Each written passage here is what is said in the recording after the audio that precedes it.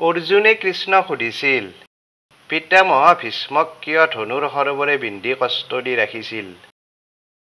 কুৰুক্ষেত্ৰ যুদ্ধ সমাপ্ত হোৱাত অৰ্জুনে এদিন কৃষ্ণক সুধিলে, হে মোৰ প্ৰাণৰ সখা, কুৰুক্ষেত্ৰৰ যুদ্ধত আমি জয়ী হলো। যুদ্ধত বহু মানুহৰ মৃত্যু হ'ল। কিন্তু কুৰুক্ষেত্ৰৰ যুদ্ধখনৰ এটা ঘটনাই মোক বৰকৈ অশান্তিত ভগাই আছে। সেইটো হ'ল পিতামহ ভীষ্মৰ শৰসজ্জা। যুদ্ধক্ষেত্ৰত যুদ্ধ কৰি যিমানবোৰৰ মৃত্যু হ'ল, মৃত্যু হোৱা সকলোৱে এটা নিয়মিত মৃত্যু হৈছে যদিও পিতামহ ভীষ্মৰ মৃত্যুটো সাধাৰণ নহয়। শৰসজ্জাত বহু দুখ বেদনা লৈ পিতামহই জীৱন এৰিব লগা হৈছে। পিতামহৰ জ্ঞানৰ তুলনা নাই। জ্ঞানী পিতামহই মৃত্যুৰ সময়ত ইমানকৈ কষ্ট ভোগ কৰাটোৱে মোৰ অন্তৰক আঘাত দি থৈছে।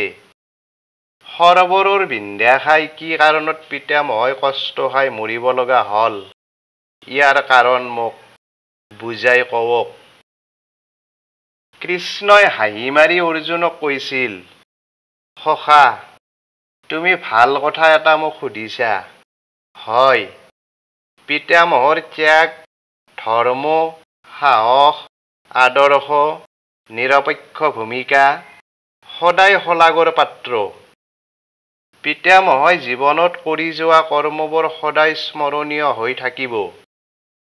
পিতামহৰ দৰে নিৰ্ভীক মানুহ পৃথিৱীত দ্বিতীয়জন নোলাব।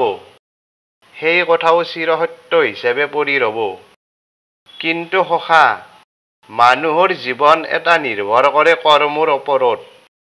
কৰ্মমতে জীৱ এটাই জন্ম লৈ ফল ভোগ কৰে। কৰ্মমতে জন্ম লোৱা ঠাইটোও বিচাৰি পায়। পিতামহ আগৰ জন্মবোৰতো এজন ধাৰ্মিক মানুহে আছিল। এবাৰ এটা সময়ত আগৰ জন্মত পিতামহই পোক পৰুৱাবোৰক বিনা দোষত অবাবত মাৰি ফুৰিছিল। পোক পতংগবোৰে একো অন্যায় নকৰাৰ পাছতো পিতামহই পোক পৰুৱাবোৰক হত্যা কৰি আনন্দ পাইছিল। পিতামহৰ হাতত মৃত্যু হোৱা সেই পোক পৰুৱাৰ শুংবোৰে পিতামহক ধনুৰ কাঁড় হৈ কুৰুক্ষেত্ৰৰ যুদ্ধত গাত বিন্ধিছে। যিবোৰ ধনুৰ শৰে পিতামহক বিন্ধিছে, সেই প্ৰতিডাল শৰে পতংগবোৰৰ একোডাল শুং, যাৰ বাবে পিতামহই পূৰ্বজন্মৰ কৰ্মৰ ফল পাছৰ জন্মত ভুগিব লগা হৈছে। পিতামহই সকলো পাপ খণ্ডন কৰি স্বৰ্গলৈ যাবও পাৰিছে। গতিকে সখা, এতিয়া সেইবোৰ বাদ দিয়া। এতিয়া হস্তিনাপুৰখন তোমালোকৰ চলোৱা দায়িত্ব। ৰাজ্য চলাওঁতে তোমালোক পাণ্ডৱসকলে বুজিব লাগিব, ৰাজ্য চলাওঁতে প্ৰজাৰ লগত বা যিকোনো ক্ষেত্ৰতে অধৰ্ম যাতে সৃষ্টি নহয়। মনত ৰাখিবা সখা, পাপৰ পৰা কোনেও হাত সাৰিব নোৱাৰে। পাপীয়ে এটা জন্মত কিবা ধৰ্মৰ বলত পাপৰ পৰা মুক্ত হৈ থাকিলেও পাছৰ জন্মত পাপৰ প্ৰায়শ্চিত্ত হোৱাটো নিশ্চিত। কাৰণ পাপে প্ৰতিশোধ ল'বলৈ পাপীজনক খেদি ফুৰে, তাত নিস্তাৰ নাই।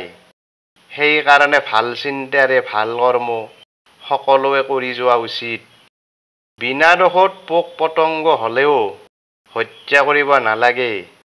সৰু হ'লেও পোক পৰুৱা বা পৃথিৱীত জন্ম লোৱা সকলো প্ৰাণীৰে একোটা অৰ্থ থাকে। সেই কথা সৃষ্টিকৰ্তাই ভালদৰে জানি সৃষ্টি কৰে।